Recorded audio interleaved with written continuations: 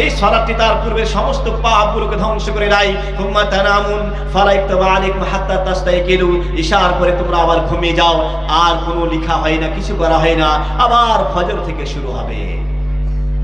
রাসূলুল্লাহ সাল্লাল্লাহু আলাইহি সাল্লাম অন্য হাদিসের মধ্যে বলছেন, ইন্নাল মুসলিমা ইউসাল্লি ওয়া খাতায়াহু মারফুআতুন আলা রাসিহি কুল্লামা সাজাদা তাহাত আনহু ফায়াফরুগু মিন সালাতিহি ওয়া কাদ তাহাত আনহু খাতায়াহু।